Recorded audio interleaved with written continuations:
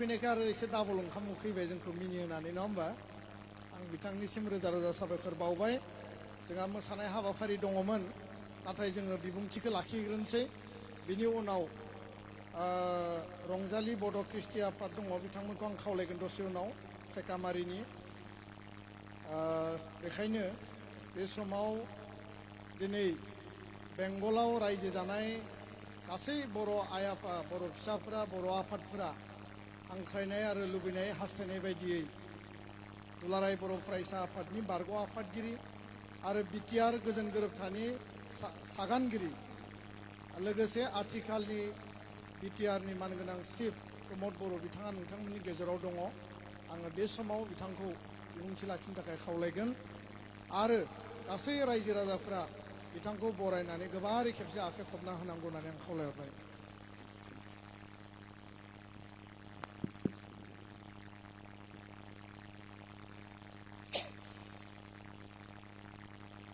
दुलाराय बर' फरायसा आफादनि 52थि जोनोम सानखौ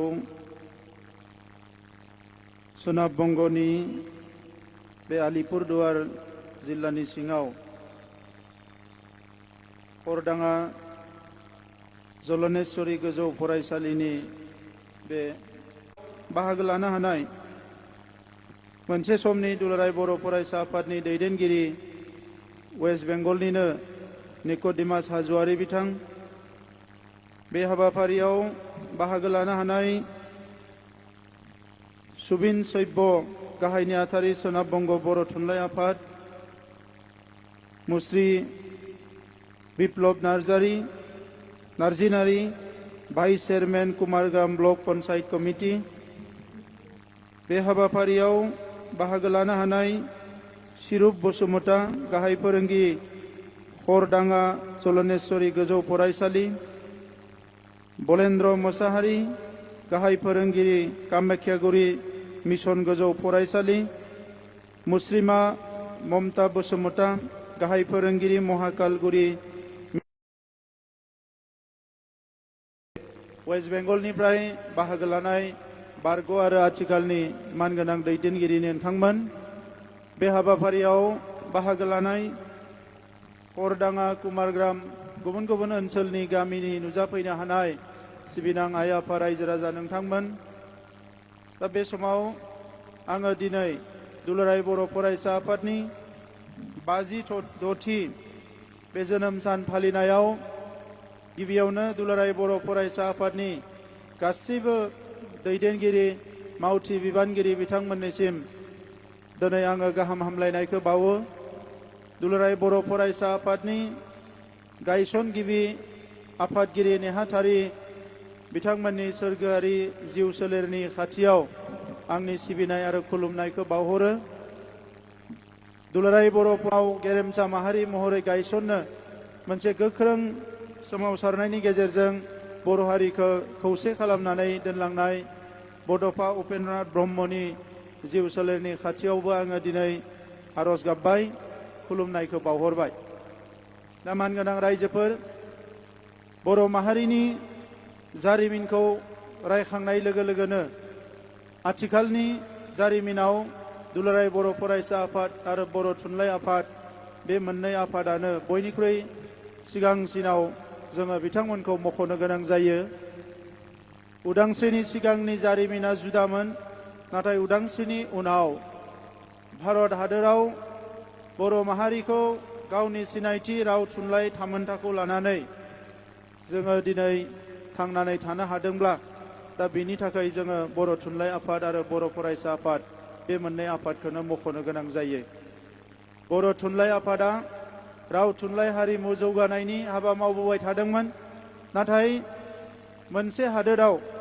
गावनि मोनथायखौ लानानै गावनि अधिकारखौ लानानै हारिखौ फारफ्रोमबो बिथिंनिफ्राय गोख्रों महरै गायसननो थाखाय दुलाराय बर' फरायसा आफादा 1967 मायथाइनिफ्रायनो खामानि मावबोदोंमोन बे गोलाव समाव गोबां रोखोमनि जारिमिन दुलाराय बर' फरायसा आफादा सोरजिनो हाबाय एसे आगोलाव इउजि ब्रह्म बिथाङा नोंथांमोननि सिगाङाव फोरमायनानै होलांदों दिनै जोङो बयबो गोग्गानाय मोनो जे बर' फिसा जानानै मोनसे समाव जोंनि सुबुंफ्रा जोंनि हारिनि सोद्रोमाफ्रा एसे गिनाय लाजिनाय मोनोमोन गावखौनो सिनायथि होनो थाखाय। नाथाय दिनै जों गावखौनो बर' बुंनानै लानो थाखाय, बर' होननानै सिनायथि होनो थाखाय गोग्गानाय मोनो। आरो बिनि थाखाय आङो गुबैयै थांनाय गोलाव समाव 5,000सो सुबुङा जिउ गारनो गोनां जाबाय जोंनि सोमावसारनायाव। बै सोरगोआरि गासैबो मुंख्लंफोरनिसिमबो आङो दिनै आंनि खुलुमनायखौ बावहरो। मानगोनां रायजोफोर, मुलुगाव थांनानै थानाय गुबुन गुबुन हारिफ्रा गुबुन गुबुन जारिमिन दङ। सोरबा 100, 102, 103 बोसोर, 600, 500 बोसोर गाहाम सोमावसारनो गोनां जादों गावनि हारिनि थामोनथा रैखाथिखौ लाखिनो थाखाय। दा बर' हारियाबो जोङो 50 बोसोरनि बारा जाबाय जोंनि थामोनथा जोंनि सिनायथिखौ फोथांनानै लाखिनो थाखाय सोमावसारनाया। नाथाय जोङो फेलें जायाखै। जोंनि सोमावसारनायाव मोनसेनि उनाव मोनसे जोङो एचिभमेन्टखौ जोङो फिथाइखौ मोननो हादों। आरो बिनि गुबै जाहोना जाबाय जोंनि हादोरा मोनसे डेम'क्रेटिक हादोर, सुबुं दारा खान्थिजों सोलिनाय मोनसे हादोर। बे हादोराव मोनसे जोबोद गोख्रों मोनसे संबिजित दङ, मोनसे कनस्टिटिउसन दङ।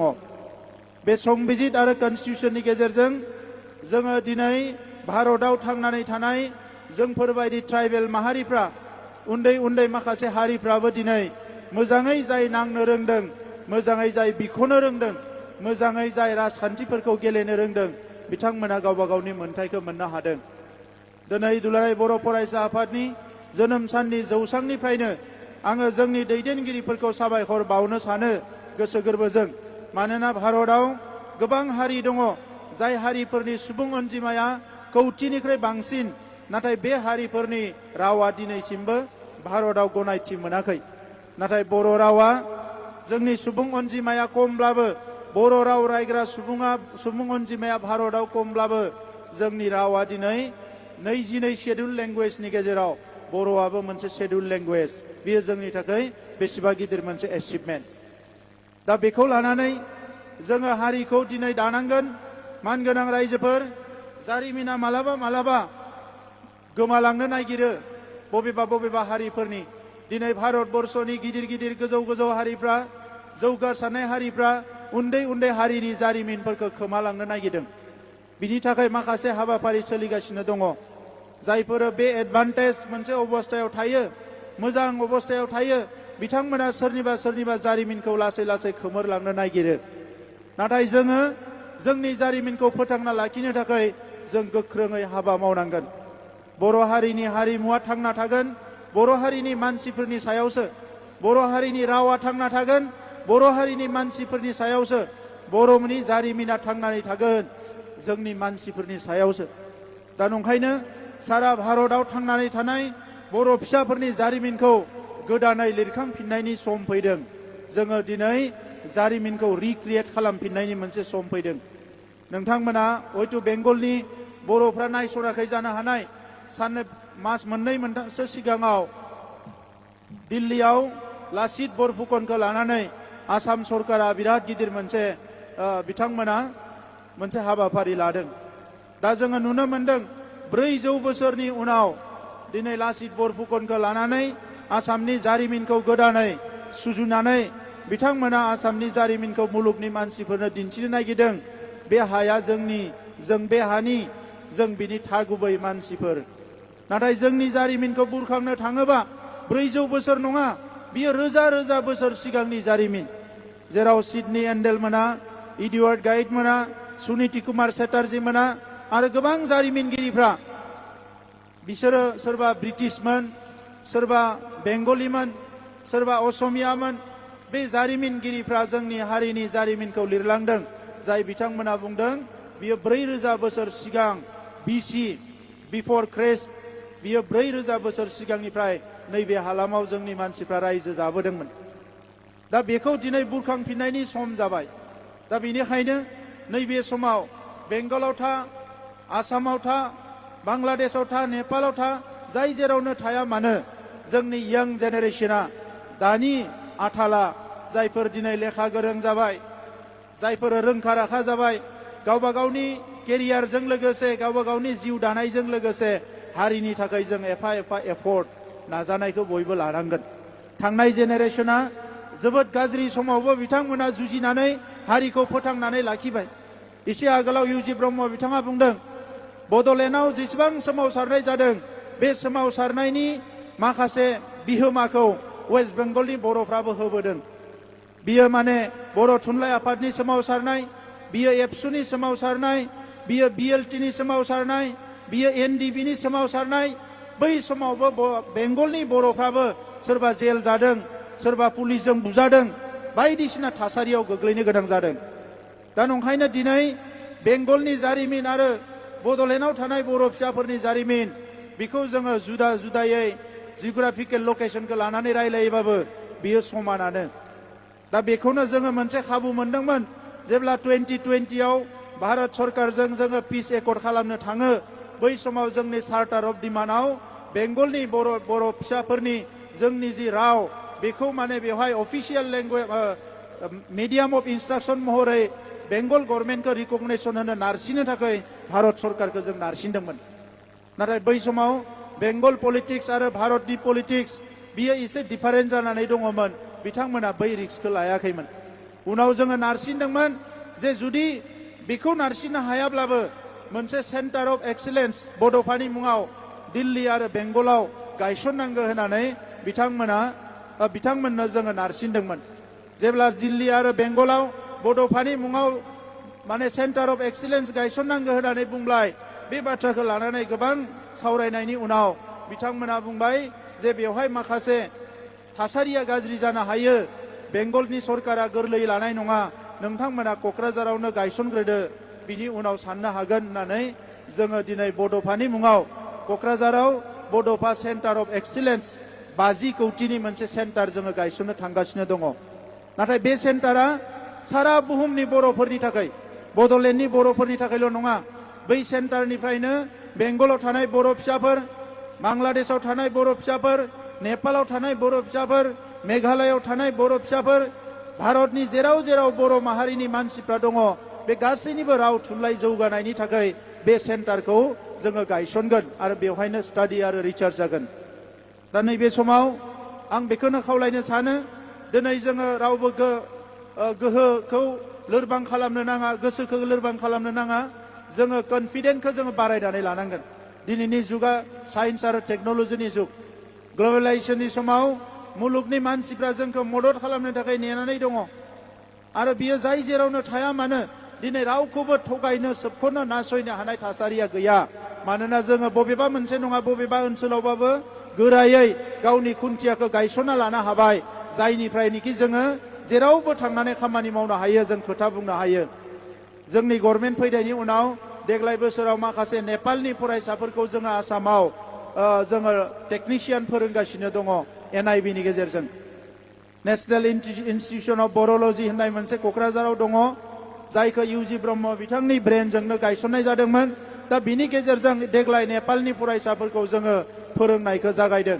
बेंगल ओनसोलनि फरायसाफोरनि थाखायबो बे NIB नि गेजेरजोंनो सोरबाफोर बड'लेण्ड इउनिभारसिटियाव फरायनो सानोब्ला, सोरबाफोर आसामाव थांनानै फरायनो सानोब्ला बिथांमोनखौ फरायहोनायनि माखासे स्कलारशिपनि बेबस्थाखौ खालामनाय जागोन, जुदि सोरबाफोर थांनानै फरायहैनो नागिरोब्ला। मानगोनां रायजोफोर, समा जोंखौ दिनै खावलायदों खामानि मावनो थाखाय, गोब्राब खामानि मावनो थाखाय। दिनैनि समाव वर्ल्डआव सास्टेनेबल डेभेलपमेन्ट गल होननाय मोनसे मिशनखौ लानानै खामानि मावगासिनो दङ आरो जोंबो दिनै जि बाथ्राखौ साना मानो बेखौ सास्टेन जानांगोन आरो बिनि थाखाय जोङो खामानि मावनांगोन। आरो बिनि थाखायनो सासेबो फरायसाफ्रा, सासेबो लाइमोनफ्रा रावबो ओरैनो थानो नाङा। दिनै बेंगलाव थानाय गंफ्रोमबो बर' गामिनि रायजो राजाफोरखौ लानानै आङो बर' थुनलाइ आरो दुलाराय बर' फरायसा आफादखौ खौसे खालामनानै खामानि मावनो थाखाय खावलायदों।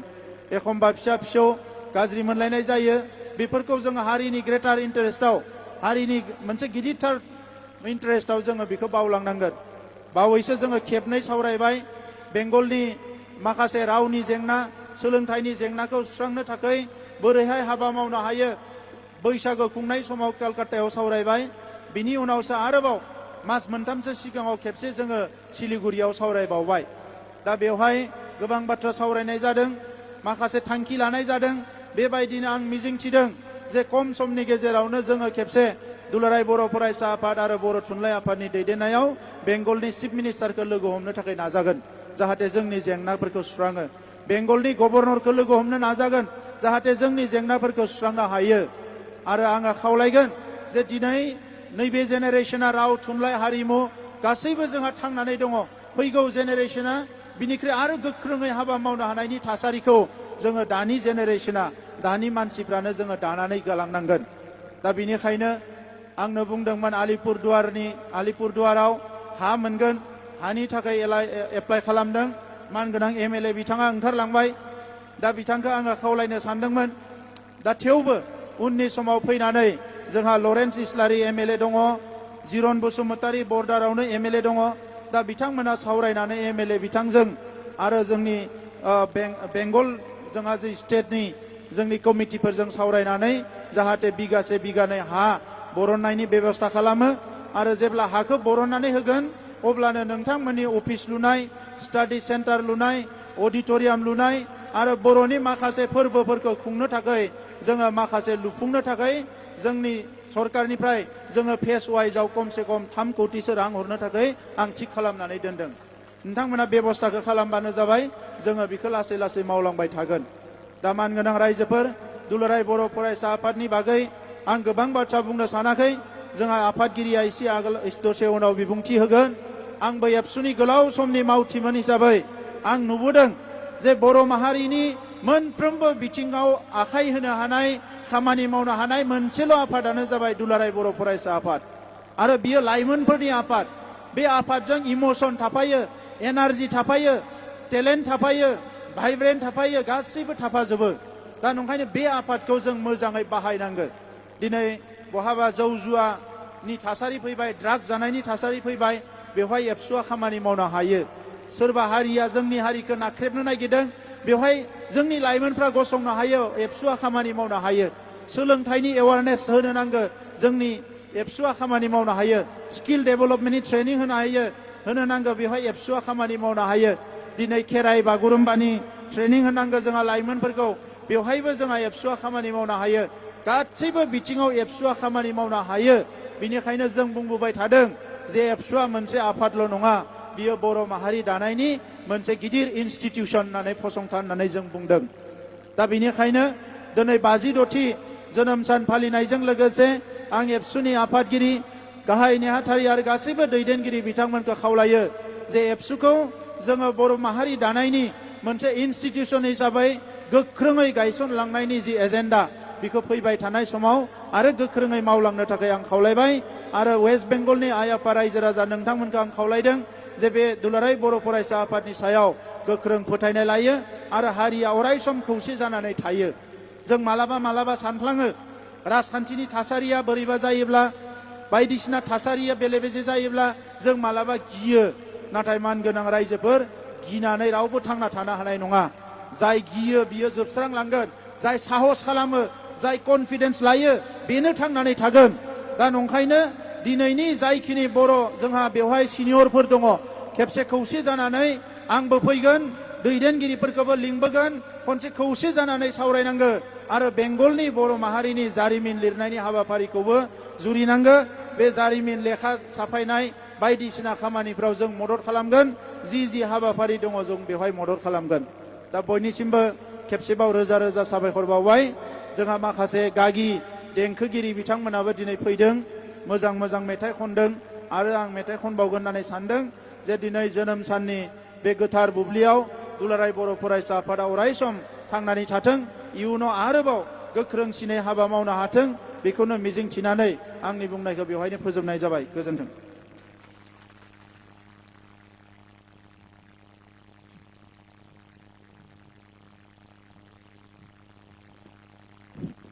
मानगोनां बिटिआरनि चिफ प्रमद बर' बिथांनिसिम रोजा रोजा साबायखर बावबाय।